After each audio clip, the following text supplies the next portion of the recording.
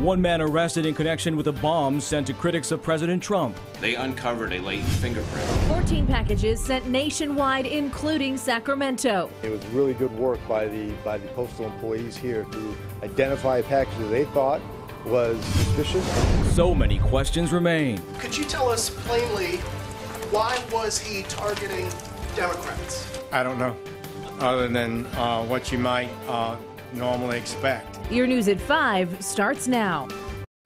We're learning more about the man arrested in connection to the 13 suspicious packages sent to critics of President Trump, including one intercepted in Sacramento. Good evening. Thanks for joining us tonight. I'm Tony Lopez. And I'm Christina Janes. Here's what we know right now. Federal authorities have arrested 56-year-old Cesar Sayoc of South Florida in connection to the series of package bombs sent this week. Now, there are at least 13 packages in total sent to a variety of Democratic political figures, critics of the president, and to CNN. One package was intercepted in Sacramento, addressed to Senator Kamala Harris. We have team coverage this evening on the investigation, but we begin with CBS 13's Hillary Lane in New York, where another package was found this morning. Police led Cesar Sayoc into the FBI field office in Miramar, Florida, Friday afternoon. The 56-year-old is being charged with 5 federal crimes in connection with a series of explosive devices sent to prominent Democrats and CNN this week. The FBI arrested Sayoc in this parking lot near an auto parts store in Plantation, Florida this morning. I want to focus for a moment on the amazing work of our folks at the FBI lab. Based on their initial analysis, they uncovered a latent fingerprint from one of the envelopes containing an IED that had been sent to Congresswoman Maxine Waters. Sayoc, a South Florida resident originally from New York, has an extensive criminal record. Social media shows him at Trump rallies, and the van was covered with anti-Democrat and pro-Trump stickers. President Trump condemned the violence and promised swift justice. These terrorizing acts are despicable and have no place in our country. More suspicious devices were found earlier on Friday, including one found at a postal facility here in Midtown Manhattan. It is very, very scary, and I think that we all have to be very, very careful. The package was addressed to former Director of National Intelligence James Clapper, care of CNN. Other devices found Friday targeted Senators Cory Booker and Kamala Harris and a prominent Democratic donor. The FBI says the devices are real and there may be more of them still out there. Sayoc is charged with 5 crimes and faces 48 years in prison if convicted. He'll be in court on Monday. As we mentioned, one of the latest suspicious packages was found right here in Sacramento, addressed to California Senator Kamala Harris. Now, CBS 13's Lamore Abrams is live at the postal office in South Sacramento, where federal and local investigators are still on the scene this evening. Lamore, what's the latest? Well, we do know, Christina and Tony, that the bomb squad has officially rendered that, quote, suspicious package safe right here behind me in the back of this post office. Thousands of pieces of mail sent here every single day. But this morning, federal investigators say a postal worker felt one of them was suspicious and quickly alerted authorities. It was really good work by the postal employees here to identify a package that they thought was suspicious.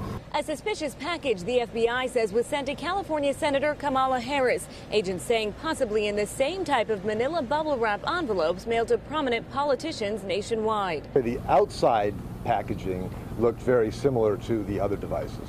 But what's on the inside, agents still won't say. Is this an explosive or chemical based? I mean, what can you a pipe bomb? Yeah, what can you describe about the actual device? Yeah, so I can't go into details about that at this point. That's still part of the investigation. But we do believe, again, that it was a suspicious package and that it was related to the ongoing investigation. This investigation quickly forcing the evacuation of dozens of postal employees. Authorities then going door to door asking neighbors to shelter in place. It's just a local post office. Just can't imagine something like this going on. Just can't understand what's going on in this country. That's kind of surprising it would end up this far.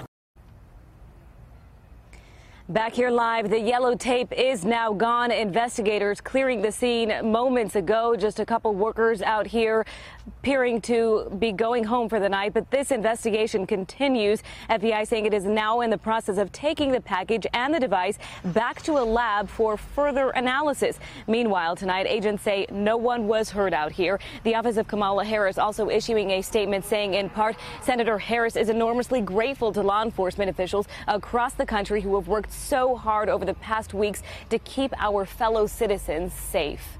Back to you. Lamore Abrams in South Sacramento for us. Lamore, thank you. Now, Senator Harris also spoke out about the explosive devices targeting her and other prominent Democrats. She delivered these comments today at Spelman College in Atlanta. The moment where there are powerful forces right now that are trying to sow hate and division among us. Authorities intercepted another suspicious package at a mail facility on Rollins Road in Burlingame, addressed to Democratic donor Tom Steyer. The FBI responded to the scene, and the suspicious device was moved to an off-site location and was rendered safe. Steyer pledged $40 million for President Trump's impeachment and held events around this country to push for his cause.